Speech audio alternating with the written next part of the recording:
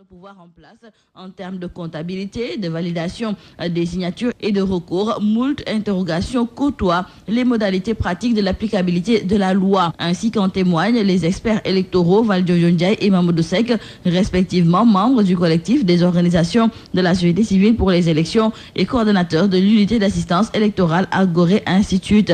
Des spécialistes qui dégagent pour Sud Quotidien des pistes de solutions, non sans insister particulièrement sur la nécessité de la relance du dialogue entre pouvoir et opposition avant la prochaine étape de ce processus qui consiste à la promulgation de la loi sur le parrainage et son insertion dans le code électoral. Et pour ce qui est du recours de l'opposition devant la CEDEAO, dans le journal Enquête, nos confrères se sont entretenus avec certains constitutionnalistes qui se sont prononcés sur la recevabilité en question de ce recours. Et sur ce point, le constitutionnaliste Ngouda Mboup pense que le président de Rewmi, Idrissa Seck, et ses alliés sont allés trop vite en besogne dès lors que la modification du code électoral ne s'est pas encore faite. Donc certains juristes contactés par Enquête déclarent que ce recours a peu de chances d'aboutir auprès de la juridiction sous-régionale. C'est ce que confirme Mohamed Ngouda Mboup, qui déclare que la Cour de justice de la CEDEAO ne peut pas connaître des affaires internes des États membres si elles ne violent pas les droits de leurs citoyens.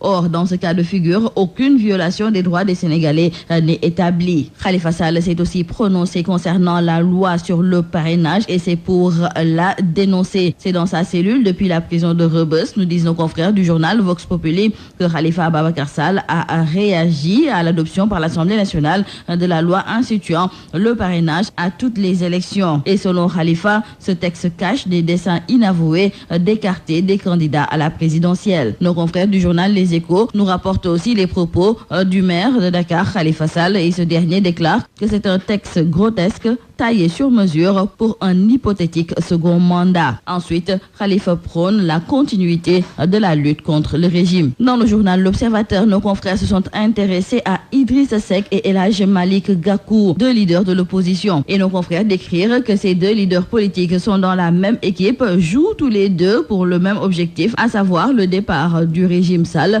mais au-delà de combattre l'ennemi commun et contrer les velléités du patron de l'APR, Idrissa Seck et Malick Gakou se livrent une bataille sans merci, une guerre d'ego et de positionnement qui n'est pas tout à fait mauvaise. Parlons à présent avec nos confrères du journal 24 heures de cette grève totale dans le secteur de la santé et de l'éducation. Les travailleurs de la santé ont décrété 48 heures à partir d'aujourd'hui, mardi et demain mercredi. Pendant ce temps, au niveau de l'éducation, 72 heures de grève totale ont été décrétées. Et dans le journal Le Témoin, nos confrères se sont entretenus avec le secrétaire général du SAES. Il s'est prononcé sur la retraite massive des enseignants qui, selon lui, est une grosse perte pour l'université. Toujours dans le secteur de l'éducation, dans le journal La Tribune, c'est Momar Seyni Ndiaye, analyste politique, qui cette fois-ci s'est intéressé aux maladresses de Serigne Mbaye Thiam, le ministre de l'Éducation nationale. Et selon lui, une nouvelle fois encore, les chances de sauver l'année scolaire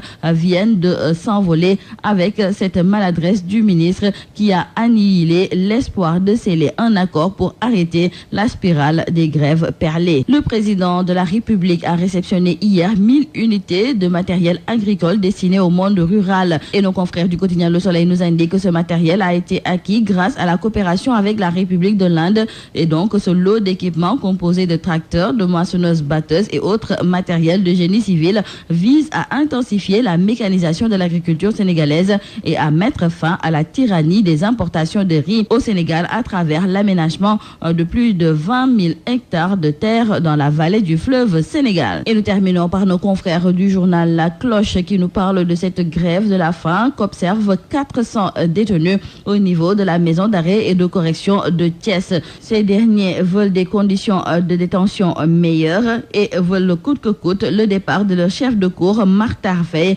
car selon eux, c'est ce dernier qui a rendu plus dur encore les conditions de leur séjour en prison. Et c'est la raison pour laquelle ils observent une grève de la faim depuis hier pour le départ de ce dernier. Ils estiment qu'ils ne peuvent pas être en prison et continuer de subir une quelconque répression visant à réduire de manière drastique leurs conditions de vie derrière les murs de la détention. Ils invitent l'autorité étatique à réagir pour éviter le pire. C'est tout à vos journaux et très bonne lecture.